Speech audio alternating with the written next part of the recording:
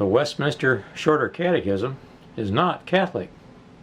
Red alert. This is not a drill. I repeat, this is not a drill. And I'm sure you'll be quick to point out what many are pointing out, and that the Biden campaign was silent on this for so long, but now they are speaking out against it. How is the president countering?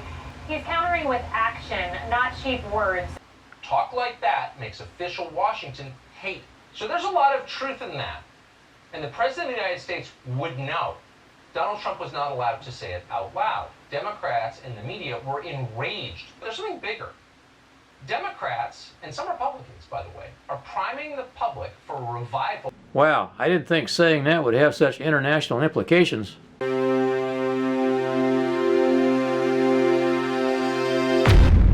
I've been getting a lot of pushback from friends and family as to why a Protestant retired Baptist preacher would teach a Catholic catechism. Well, the Westminster Catechism is not Catholic.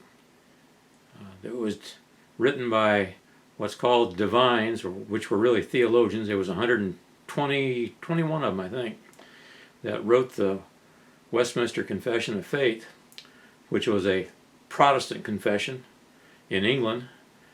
And the Scots really picked up on it. In fact, they are probably the most reformed church in the world, the Scottish Church. But anyway, the Church of England picked up on it.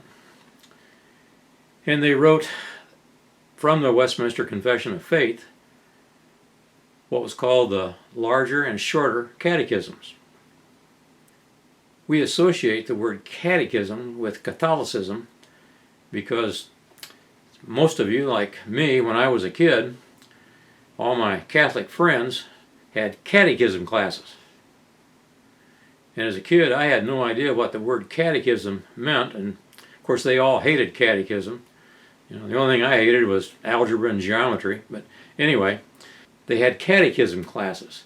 And all the word catechism means is to teach or to instruct, instruction book, workbook, or whatever. Today we would call it the shorter workbook, or the larger workbook. There's two of them. The larger catechism, the shorter catechism. The larger is about 200 questions, and the shorter is 100 questions, 107 to be exact. And what they are is a bunch of questions and answers. That's right, they provide the answers to the questions. And it's designed to teach doctrinal truths of Reformed Christianity. That's all it really is. So probably a better name would be today would be the shorter workbook or shorter study guide. So that's what the catechism is. So the question becomes, why do we want to study the catechism? Or why do we want to study the Confession of Faith? Well, the Confession of Faith is the key doctrinal issues of the Christian religion. It deals with things like who is God and how do we know and what is the book that tells us all that we need to know about God. Questions like that. It answers those kind of questions. It deals with the church. What's the basis of the church? What's the primary goal of the church? What's the primary goal of each individual in the church? Who is the church? All those kind of questions the catechism deals with. Why should we study the shorter, I'll call it workbook, the Westminster Shorter Workbook? Why should we study that? Well, we need to strengthen our faith in these times of uncertainty. If our faith weakens, anxiety, fear, stress, distrust, depression, even hate of those opposed to us can set into our hearts. When this happens, all these negative things will take over our lives. We need something to keep us strong.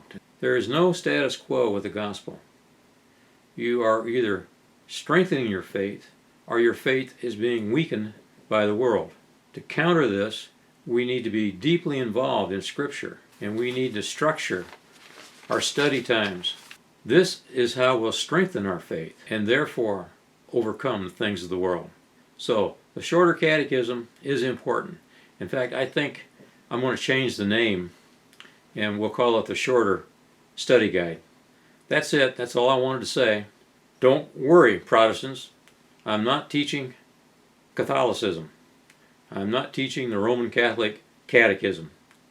What I'm teaching is the Westminster Shorter Study Guide that comes from the Westminster Confession of Faith. I'll catch you next time, and we'll deal with question number 3.